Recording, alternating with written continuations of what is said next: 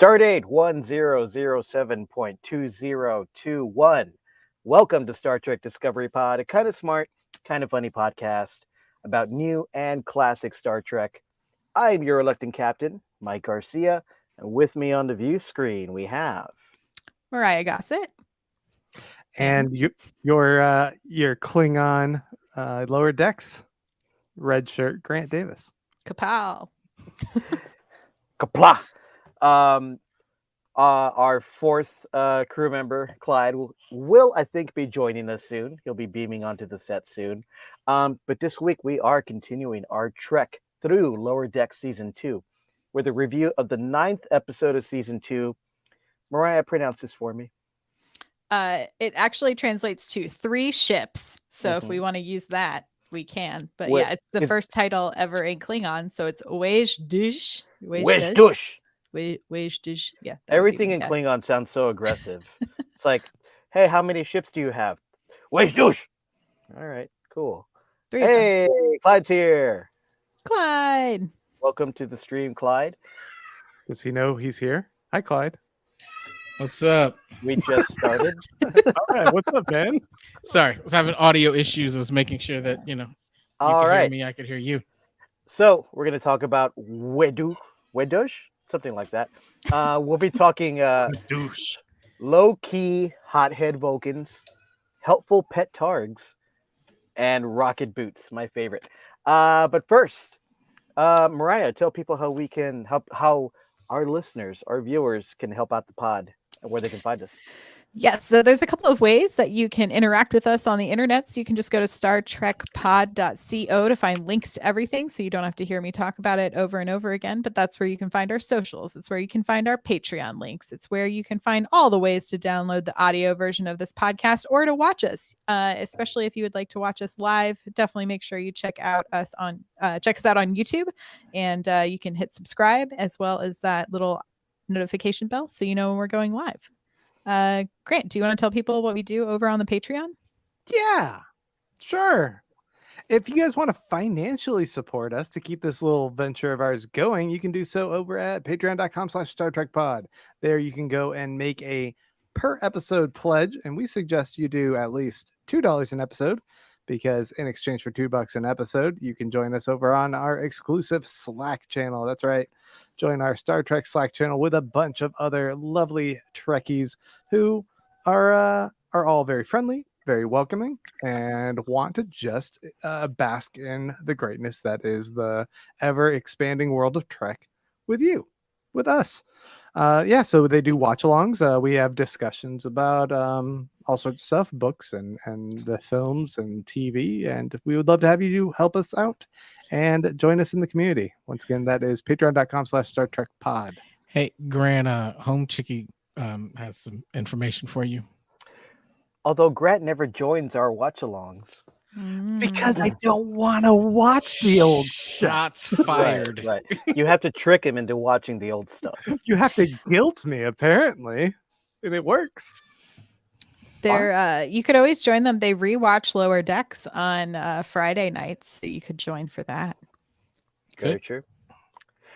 Clyde, tell people how they can interact with us on the live internets. If you are watching us live on the internets, chat along. If you're there, all you got to do is type in capital P, capital O, capital D, capital Pod, and we will take a look at your comment.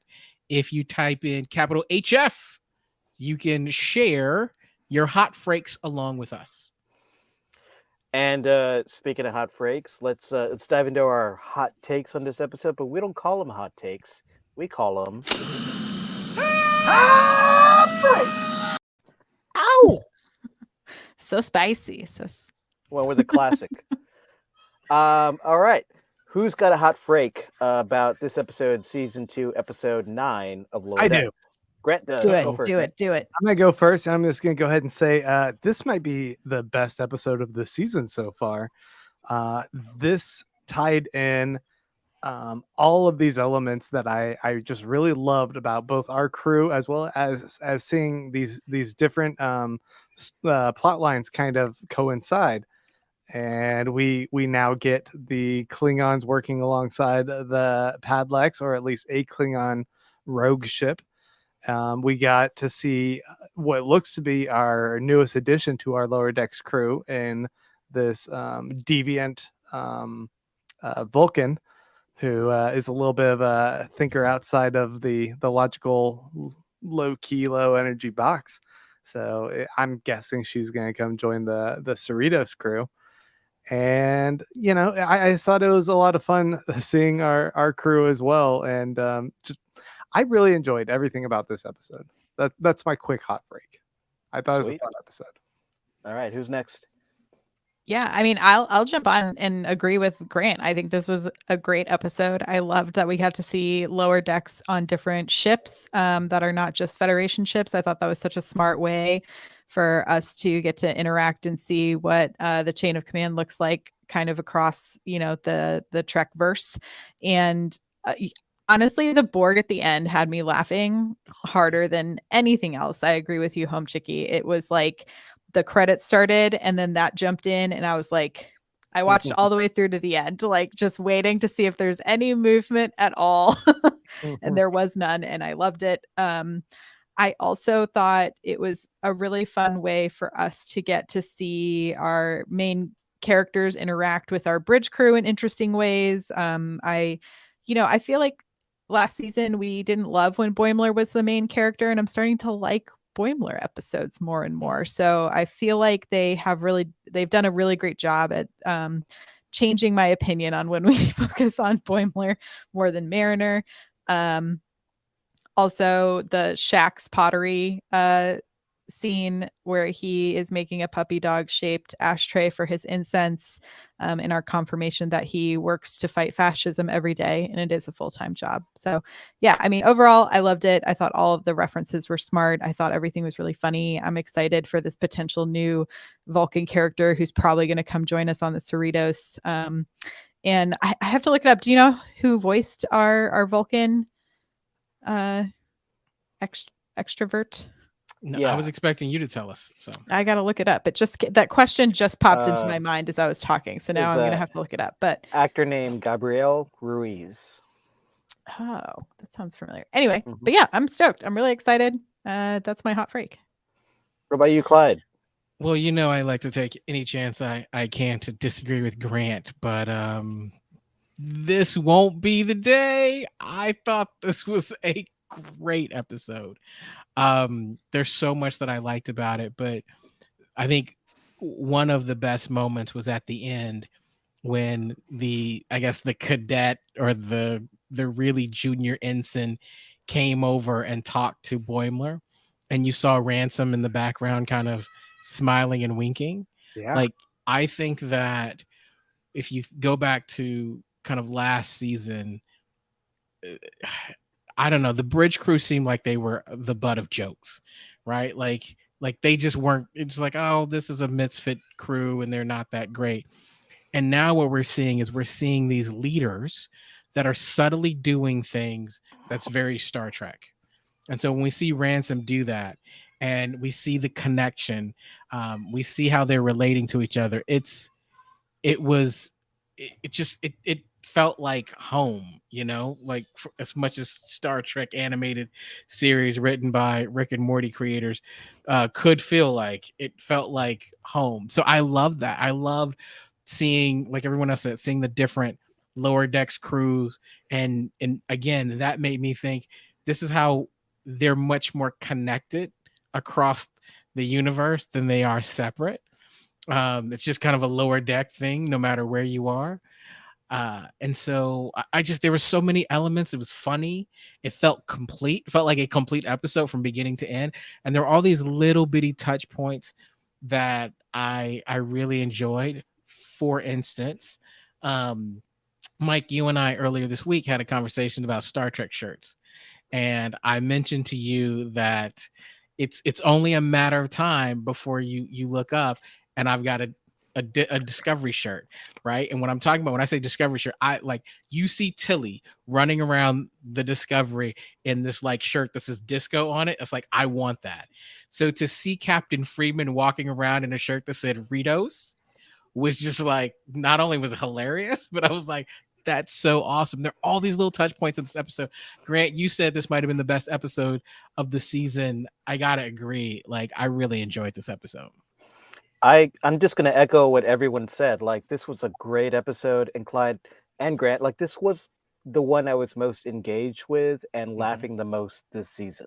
This was just awesome. Like, this episode gave me what I didn't know I wanted out of Lower Decks, which was to expand the scope of the show and to let us see what life is like on other ships from other species on the Lower Decks, and actually make the characters that we just met in this episode, like the Vulcan and the Klingon, make them characters that I was pretty much instantly attached to and cared about and found compelling and wanted to follow their stories just as much as I wanted to follow our main crew on the Cerritos.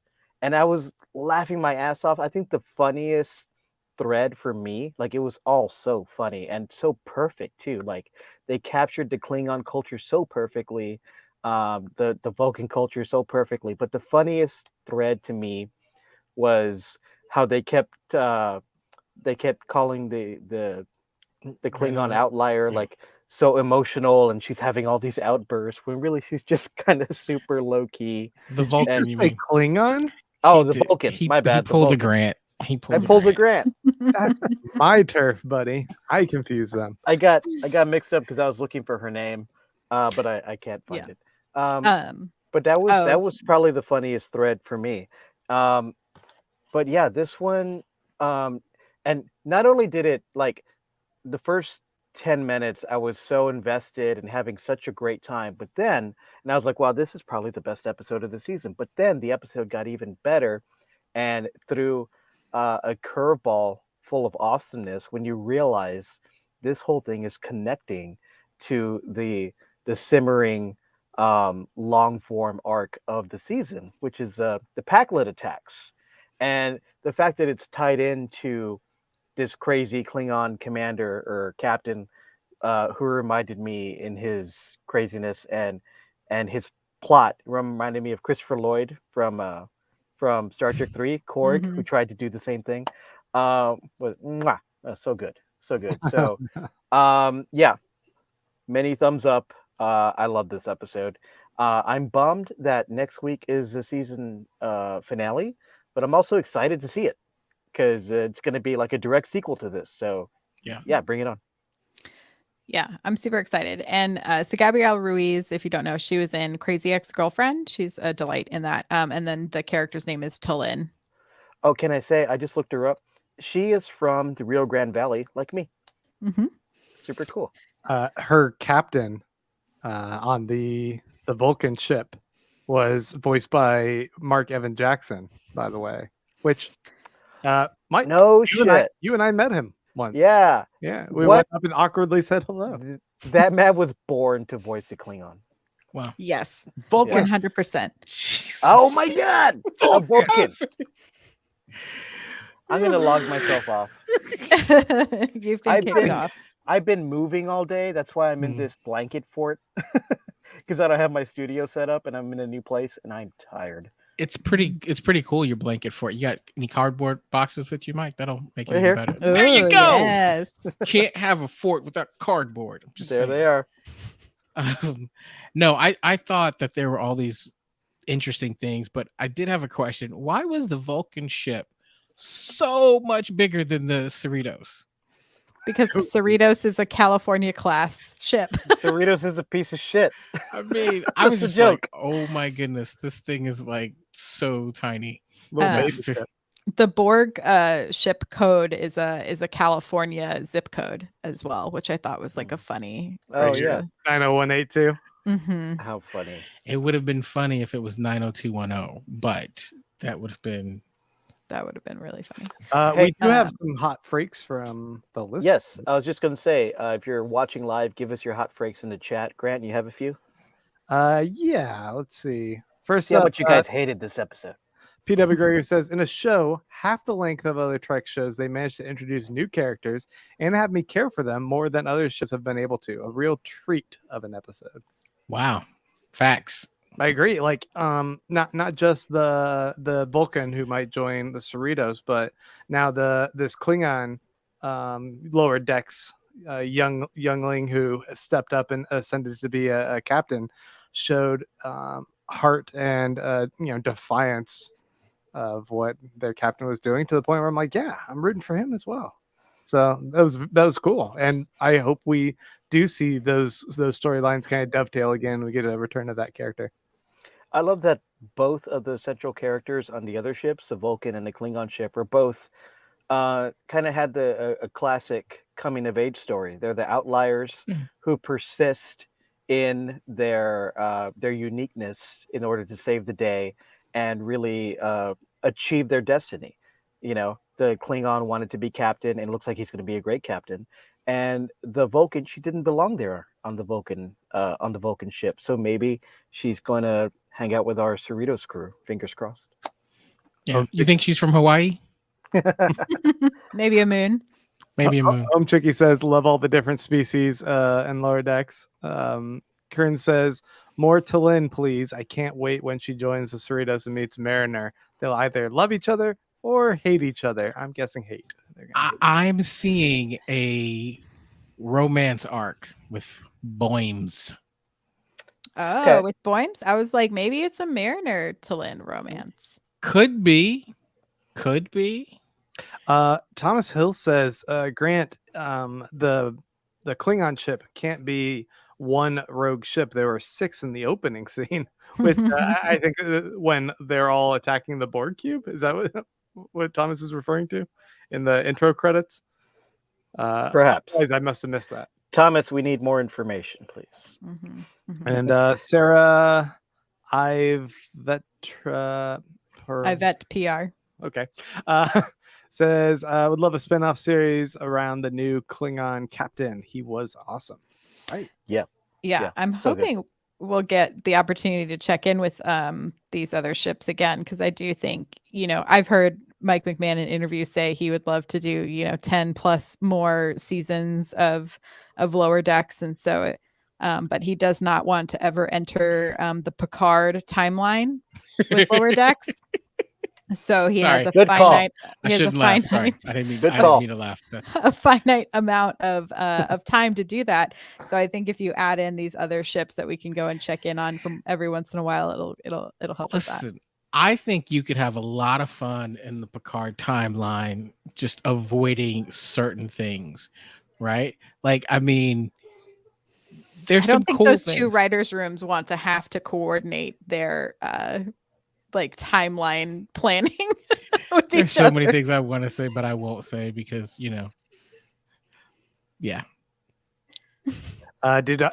We had one more? Mhm. Where'd it go? I got one from Choopy. That was it. Choopy says, great episode. I thought the Klingon story was really interesting. Love someone is finally calling to account these wandering Klingon captains who just go looking for personal glory. Like I said, it was like Commander Korg, or is it Krug? Commander Krug in Star Trek 3, Christopher Lloyd. And it also kind of reminded me, we kind of had 2, maybe 3 really fun references to one of my favorite Star Trek movies, Star Trek 5, directed by the Shat. Man, Climb a rock. I got my camera right in front of me. It feels weird. I have a new setup. But yeah, we had the rocket boots, Mhm. Spock's rocket boots. When we had the "Go Climb a Rock" T-shirt that Kirk wears in Star Trek 5, and also the Klingon captain was kind of acting like that dickhead Klingon captain that disobeyed orders and just wanted to go and fight Kirk. So yeah. So silly question about the hollow deck that they're in when they're doing the climbing. He can fall, I guess, and get hurt theoretically, but like the height of the actual holodeck is still only probably 10 feet, right? So is he only falling 10 feet, or does it also hold him in air and then force gravity upon him to recreate? These are questions we do not ask. Here's the thing, but that is the most Star Trek fan question Grant has ever asked in his life. So There is a site called memoryalpha.com I've seen it. Okay. Go ahead and spend some hours there. You'll be fine. I was going to say, I'm sure the holodeck has the capability to make it feel like you are climbing up higher than you actually are, and falling faster and Getting farther in than the you air actually and- are. Okay. Well, But typically the when you safety go, protocols were on, which means that it would prevent him from hurting himself, which was that tree that broke his fall. But Michael L has a very good comment. Do not overthink the Yes, holodeck, yes, or very you will important. never stop thinking about it. I love the part where suddenly they're under attack and you see all the different groups of people on the ship wearing different costumes. Like some were obviously coming from the Ren Fair. Ren Fair holodeck, or other people were like in swimwear or wherever they were all coming from, It and was they all definitely- gather on the deck. It was definitely a shout out to all of the like holodeck storylines that we've had over like, and it's like I was definitely looking for. I was like, there's always this like medieval times holodeck. I was also looking for like the what is it, the crime noir Mhm. like mystery, the Sherlock Holmes. I was looking for like a Watson costume. Like those are the ones that we get repeatedly. There was even somebody dressed up like in Victorian garb, like when Catherine Janeway goes into that holodeck program. And there were two characters when the battle was happening, rushing, and they were wearing those silly leotards that Troy and Crusher wear when they're working out. It's great. We have a riddle. I don't understand what this means. How do 6 cubs not destroy 12 warbirds? I wonder if this Cute. is in reference to the opening credits, potentially. I don't know. Oh, is it supposed to be cubes, you think? Yeah. Also, what's a cube? A Borg cube? Yeah. I don't know what's going on. I do have a question for you guys. That's why the Cerritos left. If you're not going to answer that one. Peaced out. My question is the clay making scene with what's that dude's name? Angry guy. Shax. Shax. Shax. What is his species? He's Bajoran. Bajoran. What is their deal? Are they mad at are they mad at Klingons? No, the Cardassians. They're mad at Cardassians. There was a great Bajoran resistance. The Cardassians took over Bajor, the planet Bajor, for decades, and the Bajorans want it back with resistance cells, with like some would say terrorist resistance cells, and Shax was a part of that. So it's a long running thread in Trek history that a lot of the Bajorans have this trauma from fighting in the resistance. Okay. Yeah. So when Boimler's casually asking him about like how was his home planet or his home or whatever, that was just a trigger for him. Yeah, I think what's interesting about it is it kind of shows cultural insensitivity, because when you think about Bajor has got this rich history, but for so long they were occupied, right? And so the way Star Trek has portrayed them is that while everybody else is like, hey, we're going to go to Ryza and we're going to do this and we're so relaxed, they were fighting for their lives and their planets all the time. So when Boimler's like, what do you do for fun? He's like, there's no time for fun. Like that was kind of the running joke to Mike's point. And so I thought it was kind of like right. I thought that was like they nailed the tone and I got the joke, because some of the most, I guess you'd say the most famous or most well-known Bajorans are going to come into they're going to be Kira, Major Kira, and there's going to be Ensign Rolaren, who neither have pronounced senses of humor. Sometimes they do, but yeah, they're definitely dealing with their Bajorans dealing with the trauma of the occupation for sure, and fight against it. I really want to talk about, I was going to mention this in my hot freak, but I forgot. That battle at the end was so riveting. It looked great. The animation looked awesome. And then there was hints in the score to some of the original Star Trek movies as well, which was great, and it really got me into it. And I haven't been this riveted by a Star Trek like battle scene in a long time, and I did not think that would come from Lower Decks. Yeah, like when that Vulcan ship comes through and takes that fire as the Cerritos is I was like, oh, they've like really built out like a thrilling battle scene for this ending here. So I'm excited to see what they do for the finale.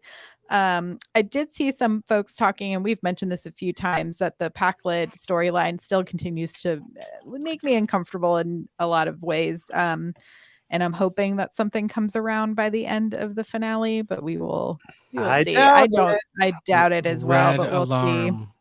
Red Yeah, I think they're just alarm. going with it, and that's just how they're gonna be depicted. I'm gonna call my Yeah. shot here.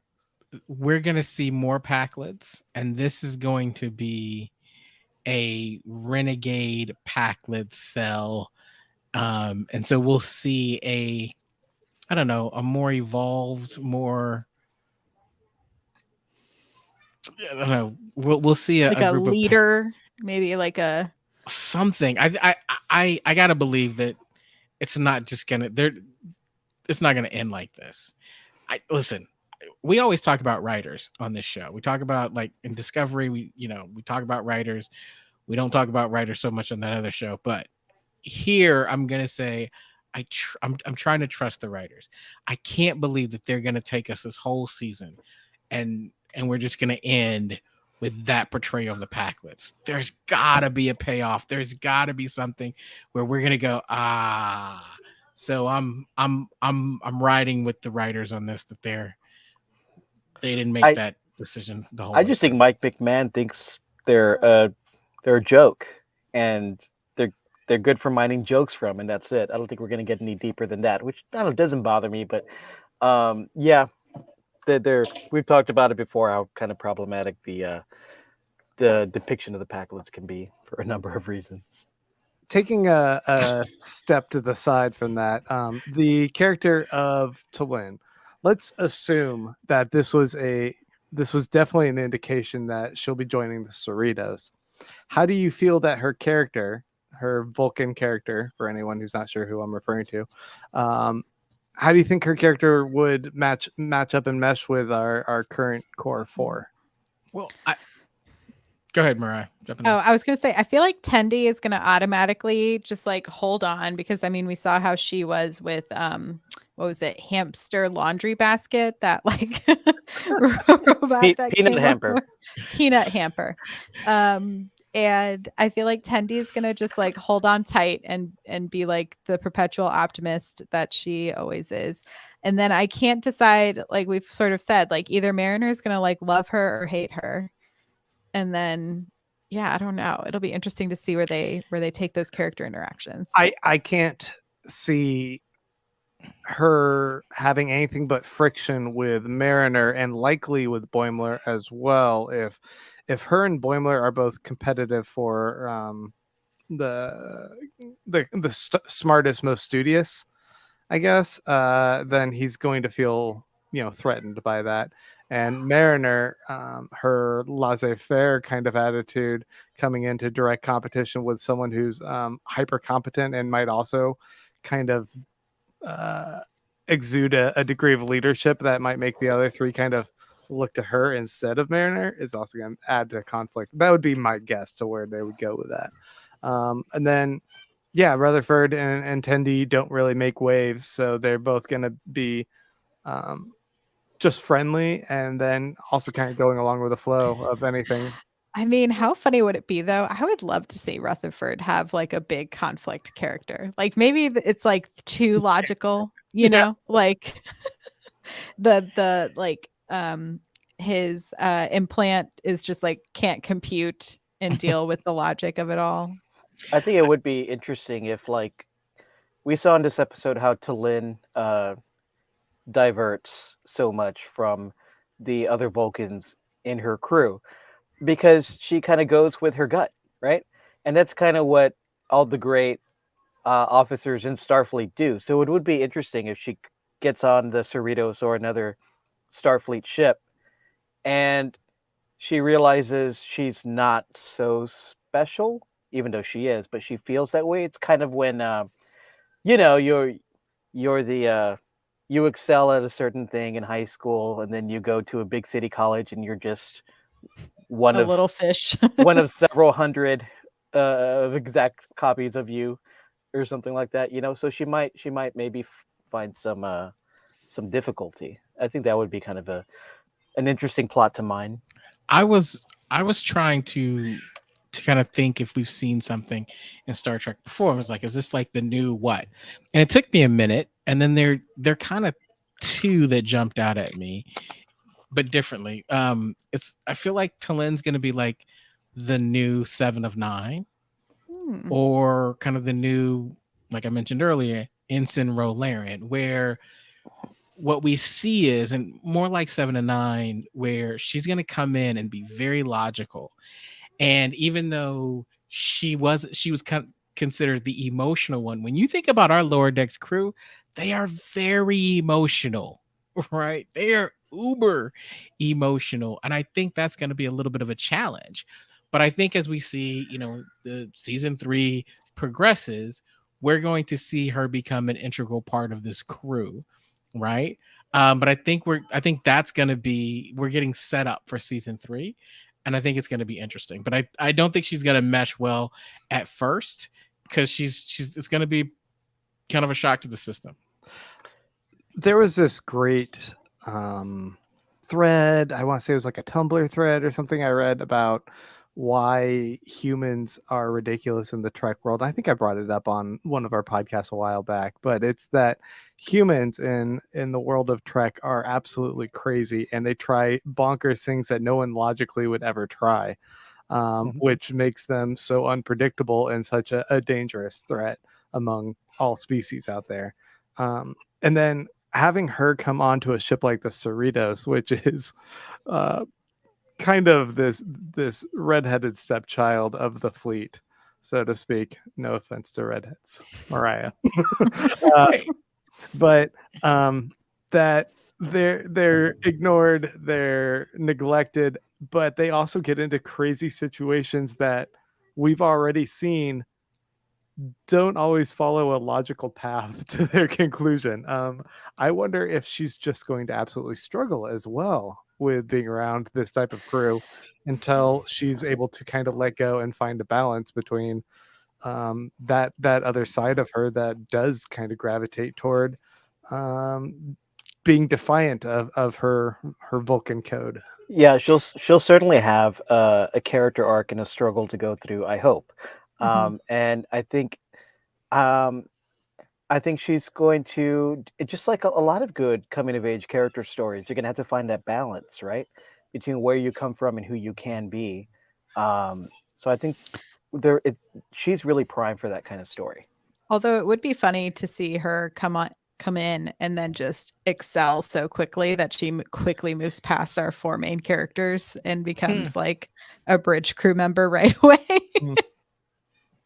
That could be great too. Yeah. That could be funny. I did see, I think Choopy was commenting, and it was definitely something, it was a good point about how Mariner and Captain Freeman were talking about how Mariner still suffers from bad cramps, and Captain Freeman has menopause hot flashes. And I would agree, if we have not figured this out by this time frame, I have no hope for myself. I love the idea that their mother-daughter day of hanging out is really hostile, but in a way that's super therapeutic for both of them. Yes, to be able to just just argue and fight and snip at each other, but at the end they're like, that was actually pretty good. We needed that. That's a bond. Yeah, the game they were playing in the holodeck was the game that Seven of Nine and Janeway play in Voyager, and they kind of try to release tension that way too, especially when they're upset at each other. It's pretty cool. It does seem like, I mean, one of the biggest benefits of having a holodeck is to release tension. So I'm glad that they could get that out, because they do seem sometimes to just want to kill each other. They can go pretend to do that. Yeah. WYSIWYG has a good point about Talin. Talin has an knack for engineering, so maybe a triangle with Rutherford and Tendi. I feel Mariner and Boymes will feel threatened by her competence. So I agree with that second part. I'm gonna call my shot here because this is like I'm trying to channel my You already inner. called your shot But earlier. here's the deal. I'm Just- trying to be like Mariah. Like on Discovery, Mariah has all of the great like crazy fan theories. I'm trying to get here. This is We've got a not a Mariah. This Clyde is Mariah prediction.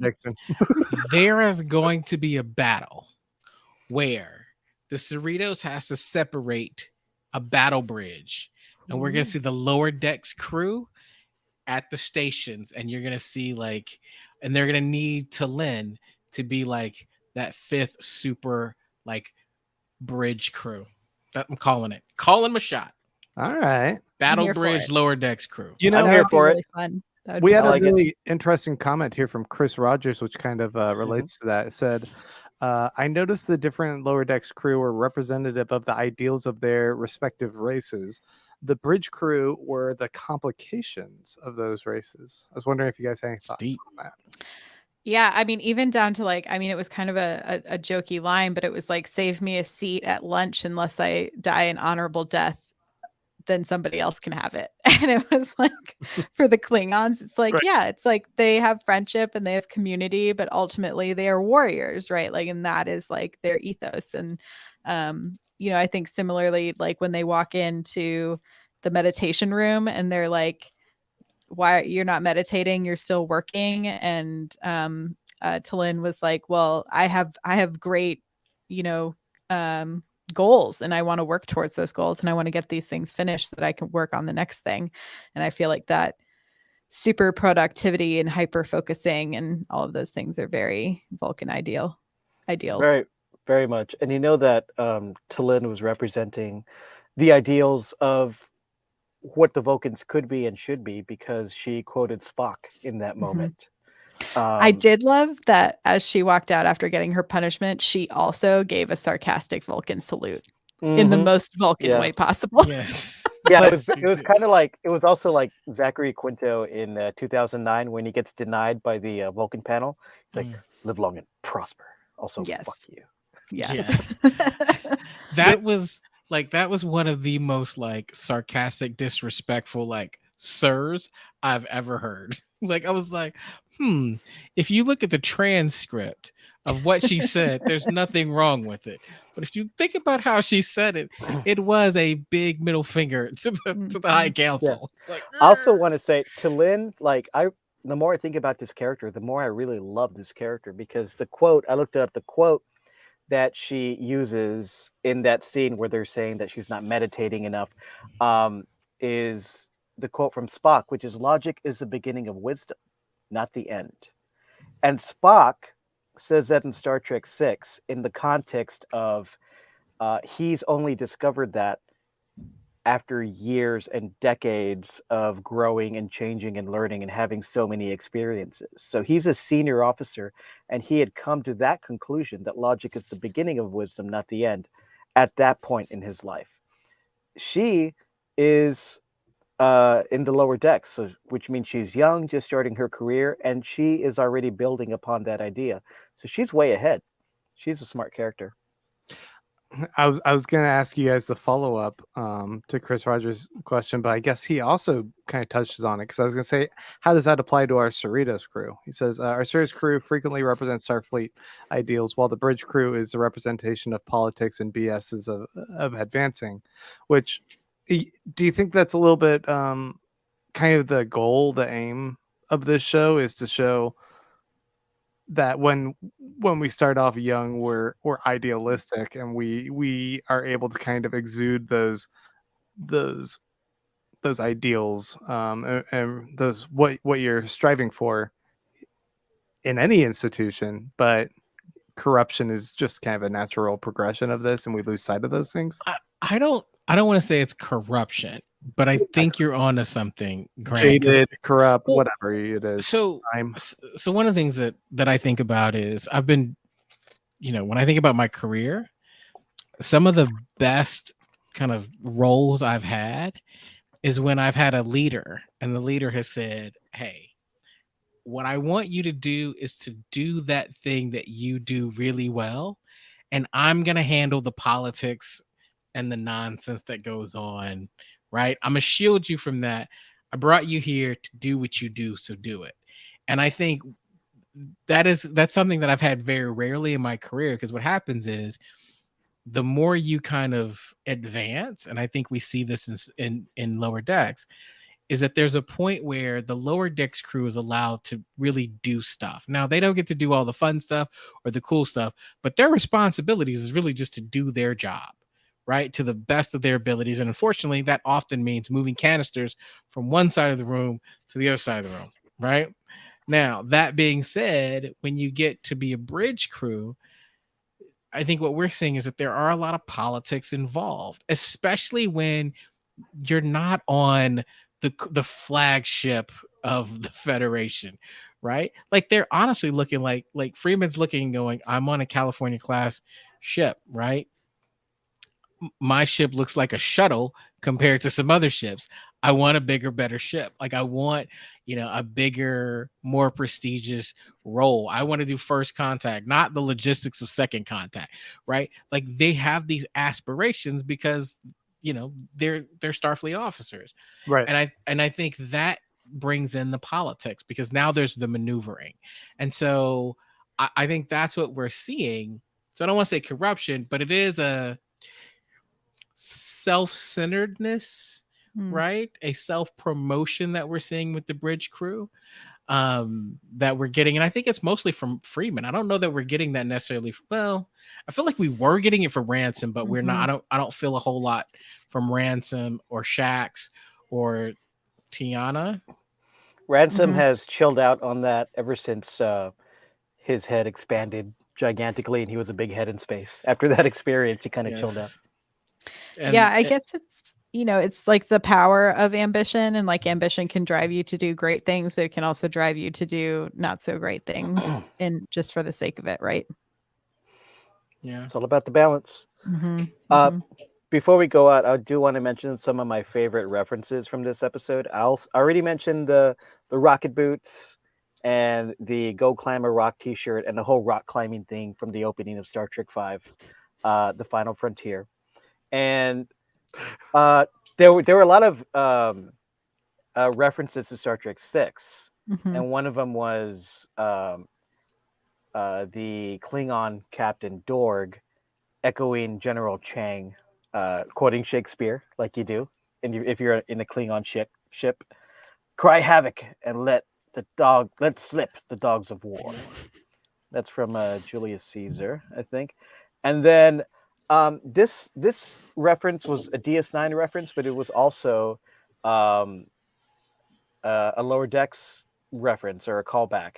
When at the end of the episode, when Rutherford is hanging out in his bunk, he has the completed DS9 model that Tendi gave to him as a gift earlier in the Doubler episode.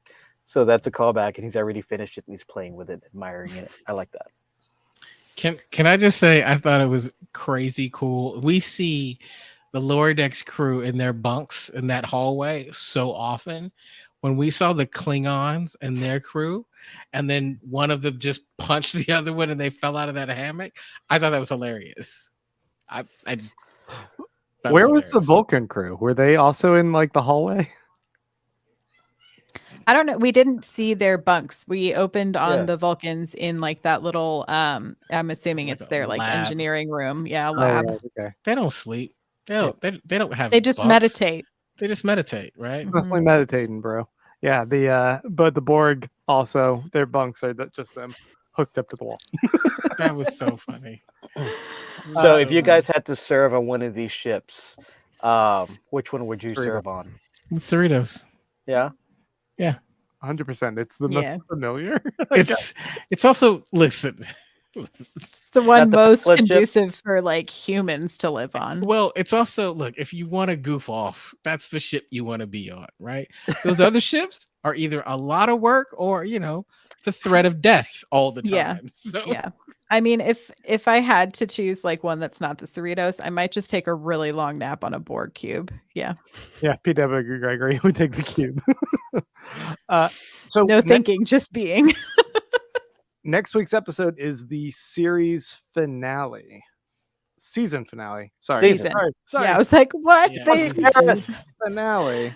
I was like, they're Um, already working on 4, so I can't wait to watch. Like, I wish I could watch right now tonight. I you, would. you could I could. potentially. I'm saying if I could, I would. If I could watch it tonight, man, I'd watch it tonight because I'm excited to see what happens next.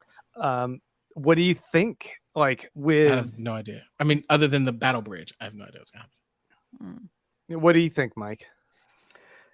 I'm not really good at predicting this kind of stuff, as this podcast has borne out many times. But I am excited for some deep emotional twists because Hmm. we got some surprises in this episode where everything, uh, all the ships we were encountering, except the Borg cube, linked back to the Packlet thread and threat, and I was not expecting that, and that was really exciting. So. My expectations are a little higher now for that finale. Um, I think they're gonna deliver some surprises. Maybe even if not a battle, then some kind of action that is spectacular, at least to the level of the one that this one was. Um, but yeah, I don't have any like specific predictions. I know who does. Mariah! I mean, I'm still holding out for the we're going to get some explanation, I think, of more Mariner trauma potentially. I also we've been getting more Boimler backstory, so I'm wondering if we're going to get a little bit more out of his character development. And I think we still have a fairly traumatized Tendi from all of this not losing, thinking she's lost Rutherford all season. So I'm hoping we get a few emotional payoffs in the character arcs. Ooh. And then yeah, I mean we're gonna have something epically amazing knowing the Lower Decks people. Like it's gonna feel like a movie done in 22 minutes. So those are my official predictions. I mean, it does feel like. Oh, sorry. Go ahead. Before we jump into your guys' predictions, which I want to hear, I had this kind of like thought about Lower Decks that is half baked and it's going to come out poorly articulated. So par for the course. Oh, But- let's zoom in.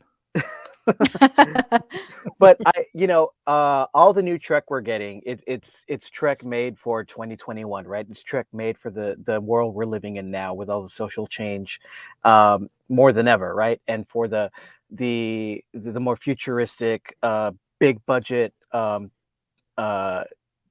blockbuster spectacle, visual style, like in Discovery and what we've seen in Picard.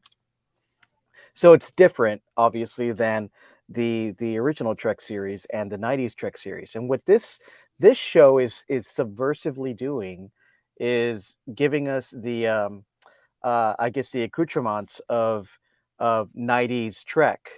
It kind of looks like TNG and DS9, and it feels comfortable for a lot of old Trek fans. But the storytelling and the small details of this entire series are so of the moment. They feel so modern. And I'm trying to, even things like the food choices that they replicate from the replicator. They have like street food and things like that. Mhm. And some of the mindsets and the views expressed on this show, they're very very progressive and very of the now. So although this show is delivering some nostalgia for a lot of old Star Trek fans, it's really taken the characters and the storytelling into the modern day in a really great way. Agreed. I think we lost Clyde. Yeah, He you just dropped had out to with- step off for a minute. There he is. I think similarly, if we think about how the first season ended, we have the big reveal of Mariner and Clyde's gone, of Mariner and her mom, and then Boimler leaving and Rutherford dying, only to be brought back again, or no, him being kind of saved but deactivated and losing his memory. A lot of big beats happened there, and part of what I feel is we've seen in this season is a lot more of the expansion of the Cerritos crew to being more family. Like all of them seem closer. The upper decks, whatever they're called, and lower decks, to the point where I'm like, okay, it feels like what you would do there is give Freeman that win where she gets her other ship and we break everyone apart. Everyone's no longer on the same ships. That could be a season 3 thing as well, but it seems like that's what they've been hinting at a lot. And so I wonder if we're gonna get the whole band broken up. And what does that do? Or, ooh, here's a wild Mariah prediction. Oh, Mariah Prediction. Here we go. I've been waiting for this. I got a bit. bit. So the show, unlike most other Star Trek shows, is not named for the ship, right? It's Lower Decks. It's not Voyager. It's not Deep Space Nine. So what if our whole crew is going to move to a bigger ship by the end of the season? They upgrade. They upgrade. What does it Maybe mean? to- Lower decks of a- Maybe of to like what would be between a California class, but not like Enterprise class. Something. The New Mexico class? I don't know. Or it's a bump down. So it's like a Florida class. I mean, the Titan is a Luna class. Delaware. Because I'm a nerd that knows that. But There would definitely be a shakeup of the status quo, whether it's just like bringing on the Vulcan character or like having the captain graduate to a bigger ship. What I would vote for if we want like a really fun shakeup to the status quo, after watching this episode, I want the officer exchange program. I want to see all our lower deckers go on different ships. You know, put Boimler on the Klingon ship, put Rutherford on the Vulcan ship. Let's see that. That'd be fun. We got some predictions from the listeners as well. Thought I'd run through just a few of these. William Boimler must die. The Packlets have that bomb. What are they going to do with it? So They still have the bomb, yeah. The check boomers. off- They have a check off boomer. bomb. Yeah. Chris Rogers says, "I love Shax. I hope they kill him again and bring him back." Every season, he's going to be Every Kenny. season. Thomas Hill says the Borg cube will become active and the USS Titan will return. Ooh, that'd be kind of sweet. And then James Worm says, I'm guessing it'll be at least 40 minutes. So yeah, That'd be cool. I think and Michael L says, I'd love to see the Titan again, but it might not be a battle finale. I do think Mariner will be separated from the others in some way. Interesting. A lot of thoughts. Yeah. Super interesting. Oh, I still have the Mariah banner on there. Boop. Yeah. No more. Clyde, did you prediction have a time. last prediction? I know you had some trouble there when we were doing predictions. no, I was trying to. I got distracted trying to look up ship classes by size, and that was a whole memory a- alpha. Memoryalpha.com. That's what Mhm. you need. Yeah, I was there, and like you said, like every time I go to Memory Alpha, that's an hour and a half I've lost forever. How do Um, holodecks work, real quick? So no, I think from any final predictions, I would just say, I don't know. I'm looking for a big twist. We've got a new character in the penultimate episode, and so I think. I don't know. I definitely think somebody might die and come back. Am I gonna call another shot and say it's Freeman? We'll see. That could be an emotional roller coaster for Mariner, for sure. Yeah. Absolutely. All right. Anything else we want to say about this episode of Lower Decks? I think that's all I got. I'm sure there were so many references. There's so much going on in this episode, even though we had like an hour-long chat about it. I'm sure there's more to talk about. So if you want to, Grant, where can people talk about episodes like this with other Trek fans that are nice and positive? Reddit.com. Go to Reddit. It's going to be positive, and Reddit is a minefield. If you want somewhere safer, somewhere delightful, come join us on our Slack channel at Patreon. By becoming a patron at patreon.com/Star Trek Pod. If you do the $2 an episode pledge, you'll get an invite to our private Slack channel where you can talk about Trek with. There's a ton of us over there. It's a lot of fun. It's positive, good vibes, and just love of this world. So we'd love to have you over there, and you'd be supporting this show, which we also appreciate. We do. Mariah, your turn. Yes, you can visit StarTrekPod.co for links to find everywhere you can listen to or watch this show. Links to all our social media is also there. And I bet Clyde might have some shouts for folks who help us out with the social medias. Yes, please. If you love our social medias like we do, then give a shout out to Karen, Jane Worm, who run our Insta and our Twitter. All right, that's all we got. We'll be back next week, next Thursday, same time, to review the season finale of Lower Decks. Until then, live long and prosper. See you in the Patreon.